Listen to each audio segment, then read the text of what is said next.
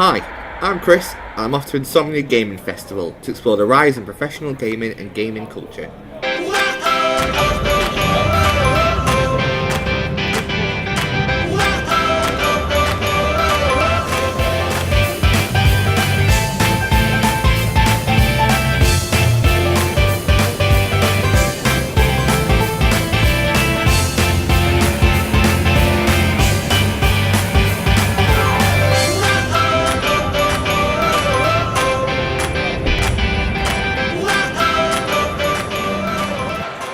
The worldwide video game industry already has a revenue of $46 billion, but there still is an area of gaming which has only just begun to rise: the world of professional gaming via competitive gaming, aka esports, and streaming sites such as YouTube and Twitch.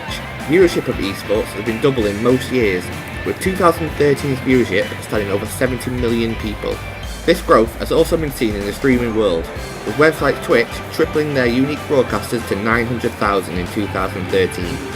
And these broadcasters split over 45 million unique viewers every month, which was up from 20 million viewers a month in 2012. But for this documentary, we're going to concentrate on the rise of esports and what it's like to be part of this world. So I want to talk to Lumpy of Team Digitas. So do you think professional gaming stepped up again then? Do you think it's... Yeah, I mean it's getting bigger and bigger. Esports is growing every day, every month, every year. We're looking at adding more teams. They're looking at adding more teams to the LCS. They're looking at, CS:GO is on a boom. It's growing.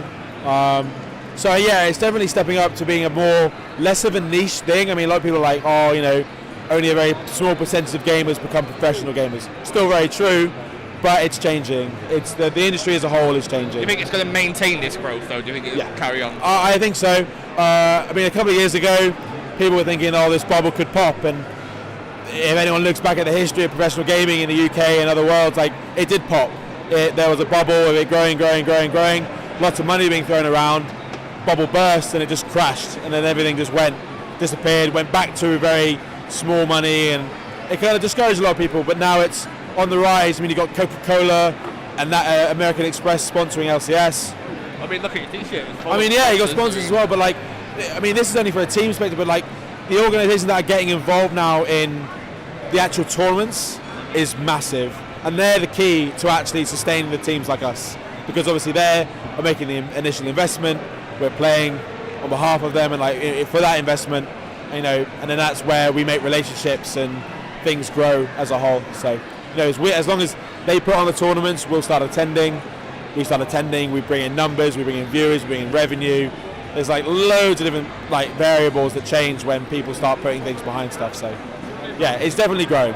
So you said about the bubble kind of popping and then regrowing now. Do you think that's to do with connections, getting high-speed connections now and everything like that? I mean, back in the day, if anyone remembers on Sky and stuff, there were the game networks and stuff like that. There were these small random channels that I remember scrolling through at 506 or something on Sky, that were doing gaming stuff, gaming videos, UK gaming, competitive stuff.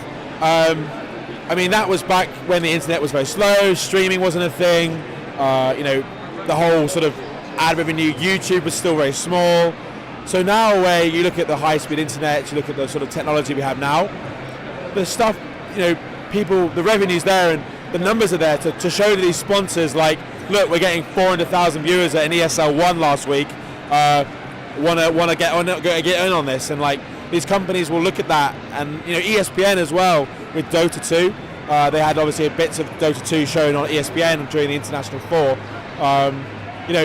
Because of this extra technology growth and the way it's now people view gaming and view esports and view just casual gaming, there's numbers to be shown to people that these corporate guys that are going to be at the end of the day playing the money. So advice to myself then, who's more of a casual gamer, console, trying to get into this PC world and doing all this. What advice would you give me to do that? Well, it depends on what you want to play. There's a lot out there right now. If you're looking at strictly competitive, you can look at League of Legends, CS:GO, Dota 2, Hearthstone now.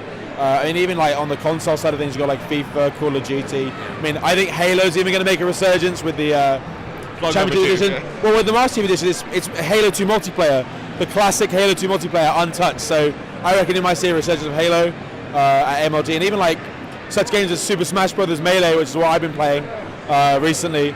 A game that's over like 10 years old now, and it's still going strong with like over 1,000 people signing up for a tournament. So it's crazy. But I mean, the advice side of things, just find a game that you enjoy to play every day. Like a game that you'll happily. Yeah, just turn on a game and you like when you get home, you're like, oh, I'll play some CS when I go home, or I'll play some League of Legends when I get home, and that's where you start and that's where you learn. I mean, if you can play the game well enough on a very casual basis, you can get good anyway. Like it's just time, and like it's a bit of sacrifice as well, because you know a lot of these players you see now who are at the top of the level have sacrificed a lot to get to where they are now. Would you recommend being in a team then to do this, or? Well, I mean, it depends. I mean, like it depends if you want to start a group, like a team with your friends, like just like come to the I Series for instance, like and play in the League of Legends tournament. You get 5 friends together, make a team, all show up together at LAN, all sit together in a line, all play together, and you know, socialise together, play together, drink together, enjoy the LAN together. That's the main thing. A lot of people think that they have to be part of a big team to get noticed. Yes, that is kind of true, but a lot of these big organisations would rather pick up a squad of players rather than individuals. Yeah. So, you know, start off with your mates. That's the best way to get noticed. So, what do you think the future holds for esports, for everything? Future holds pretty much like it's still going to be a very. At the moment, it's going to be a very small percentage of people actually like making a real living off it. I mean, people can still make a smaller living off it, but there's players that are making the big numbers. It's still going to be a very long grind to get more people involved. Like, you know, the LCS and other things like that, with like the internationals and even CS:GO getting its own international. There's still going to be a long grind before that becomes like sustainable for a large number. Like my sort of comparison is to Barclays Premier League. Look at the amount of players that are involved in those leagues, the amount of teams, the amount of sponsors, and the amount of money that goes around it. That's where esports could head, but it's going to be a long grind. It's going to be ever top.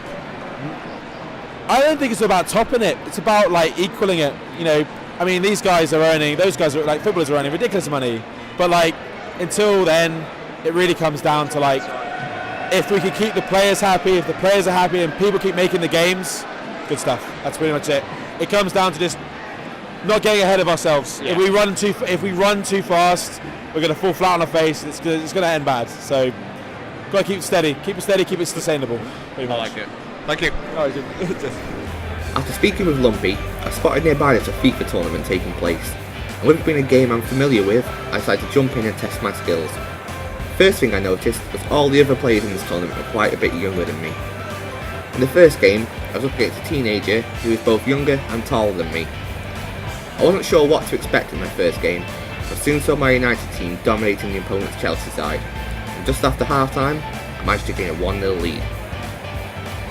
I kept pushing during the second half in an attempt to extend my lead, but with one final push, the full-time whistle went and it ended 1-0.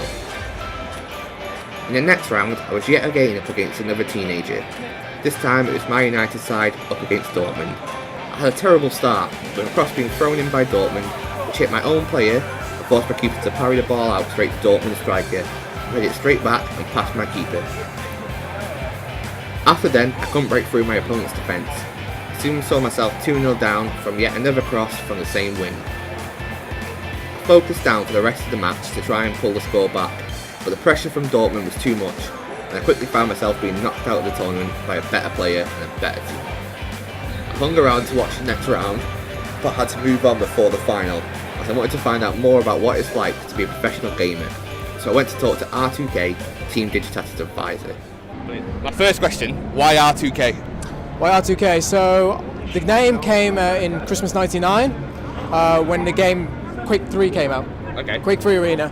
And R2K actually stands for Ready to Kill.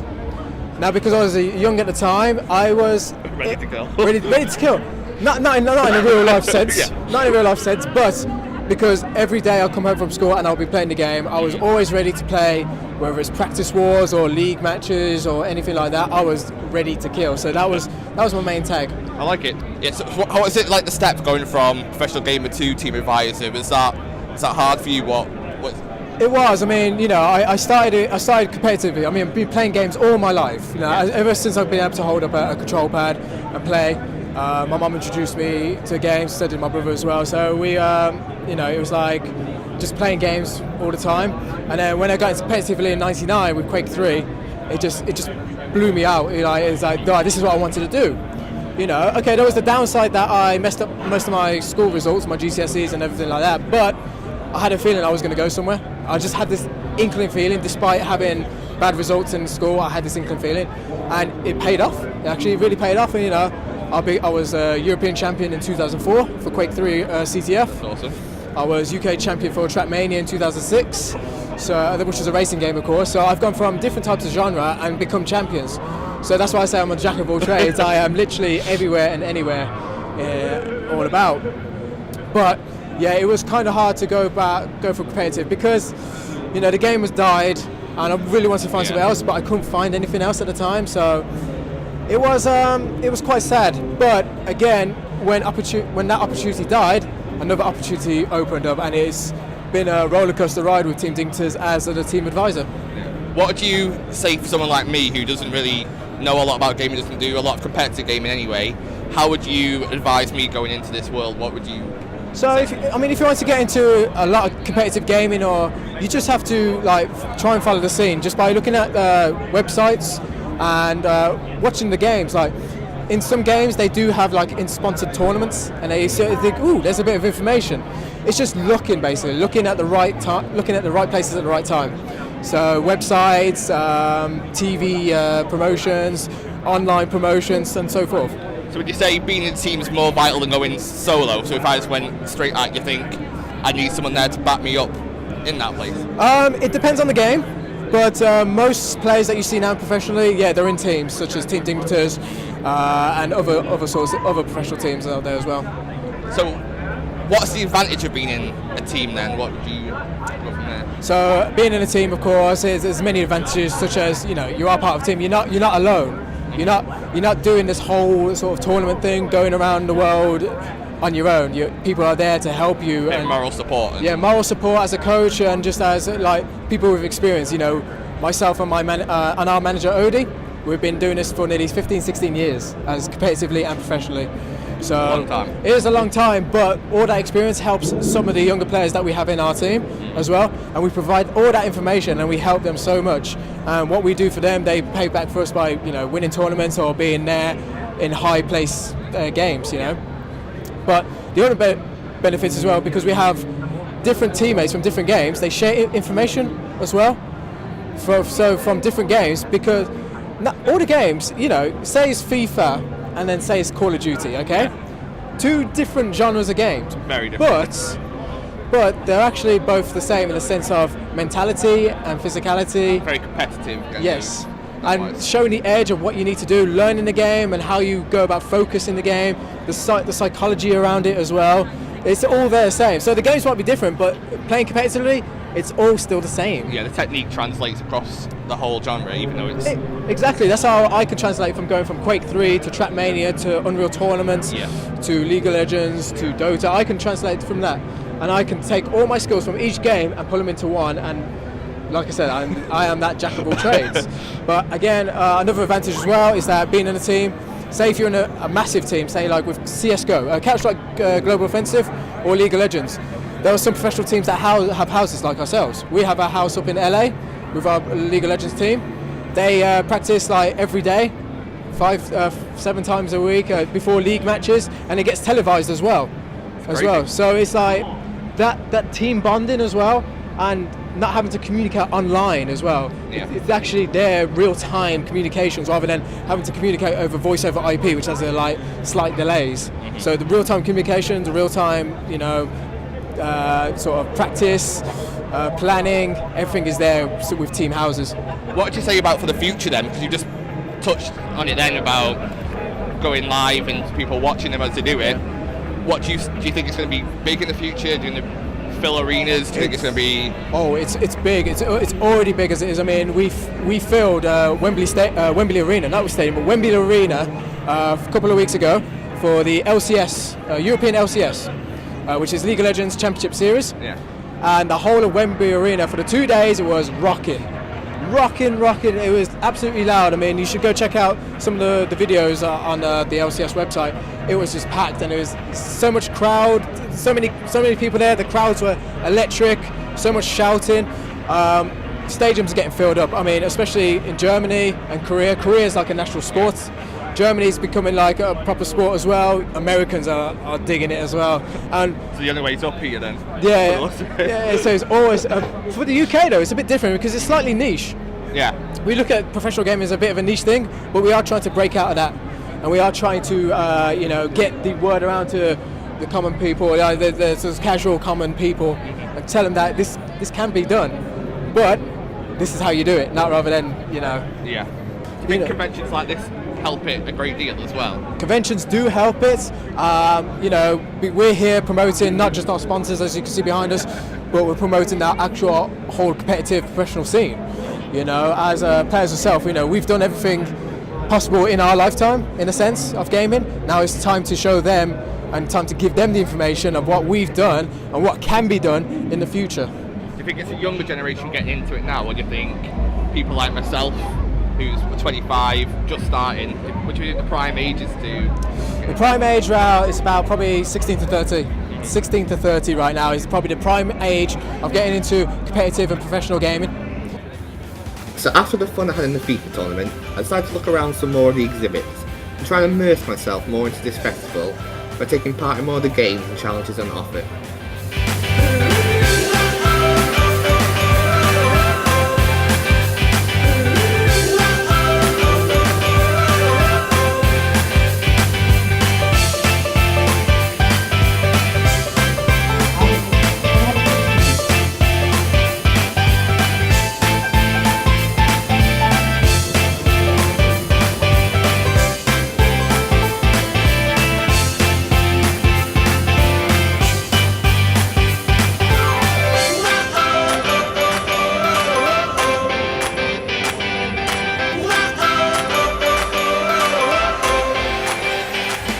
Then I found the booth for a new up-and-coming game, Nosgoth. So I thought I'd have a chat with their community manager, Kat Karskens, to find out about the game and if they're trying to break into the competitive gaming scene. I've come here to the Nosgoth booth and I'm having a look at the game.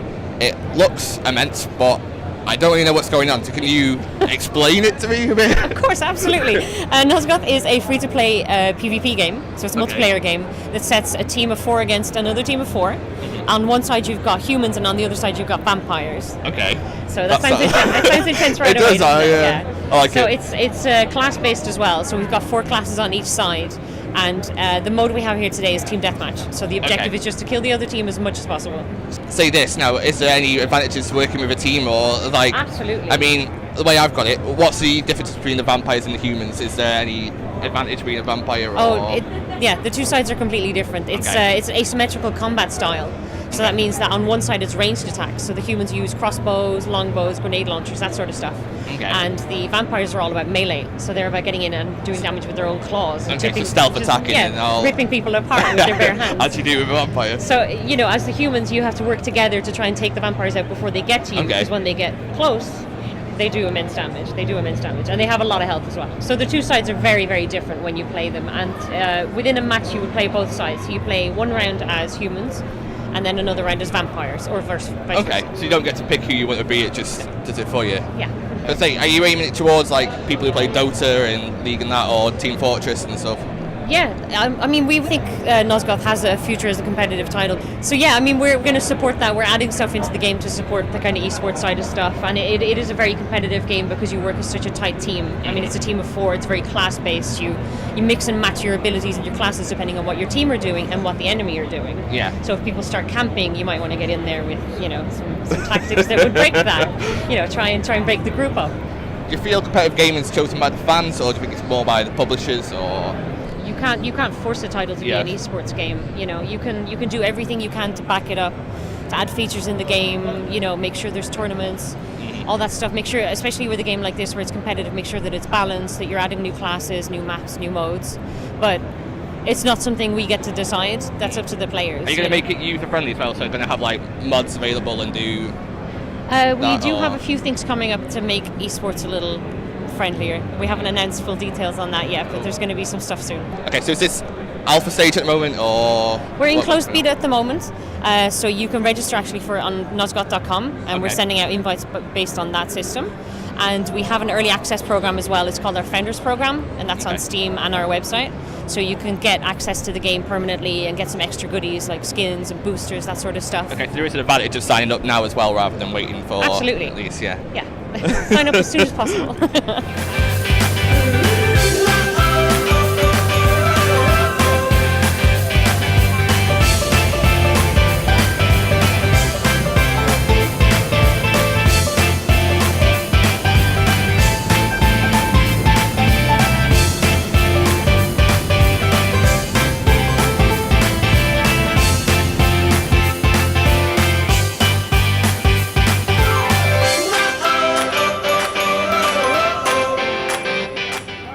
Okay, so I've come here to watch the League of Legends final, so I'm going to jump in there, see what it's like.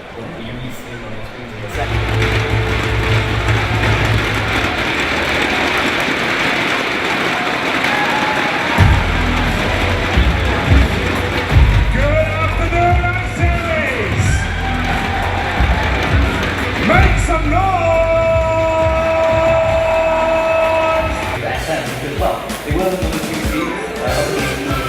About this for a little while, so hopefully some of that insight will through in this game. Yes, it's not the cooldown item or the mana item, you close the gap to make sure you... They will be about some of the believers go quick fire and cooldown for the bonus kill of the game. Problem Panda was taking that damage from the tower, but no now gets chipped away by this. He took out the door, but rotated the blast out, and the double kill. More versus two. Continues to do that, something's gone wrong.